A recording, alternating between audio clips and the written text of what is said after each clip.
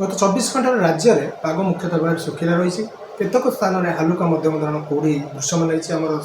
जो देखा आम कोरापुट में घन कुड़ी दृश्यमान रही जो दृश्यमान दूरता 50 मीटर रही है सेपरी फुलबाणी में 100 मीटर दृश्यमान दूरता रही है और राउरकेला में 50 मीटर दृश्यमान दूरता रही है। यह सब अंचल में घन कुड़ी दृश्यमान रही है सहित केन्दुझर और आमर जोटा रोज टिटलागढ़ में ये आमर हालुका मध्यम धरण कुड़ी दृश्यमान होता। सर्वनिम्न राति तापमात्रा देखा किरई आम सुंदरगढ़ में 8.3 डिग्री सेल्सियस रेकर्ड कर जी उदयगिरी कंधमाल पहाड़ी अंचल मध्य सर्वनिम्न रात्रि तापमात्रा 8.4 डिग्री सेल्सियस रेकर्ड कर कोरापुट में 8.9.5 डिग्री फुलबाणी में 8.5 डिग्री ता सहित देखा राणीताल भद्रक में 9.6 डिग्री और आमर जोटा रोज राउरकेला सुंदरगढ़ में 9.8 डिग्री सेल्सियस तापमात्रा रेकर्ड कर सहित संबलपुर चिपलिमा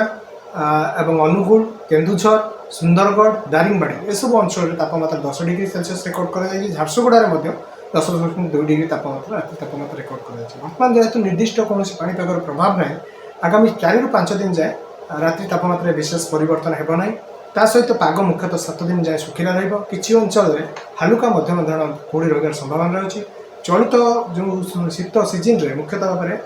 ट्विन सिटी भुवनेश्वर और कटक में 13 डिग्री पाखापाखि तापमात्रा छुई कटक में आज 13.5 डिग्री सेल्सियस तापमात्रा रेकर्ड होता बेले भुवनेश्वर राजधानी भुवनेश्वर में 13.2 डिग्री तापमात्रा रेकर्ड कर आगामी 4 ରୁ 5 दिन पर्यंत यही प्रकार पाणीपाग लगे रही संभावना अच्छी।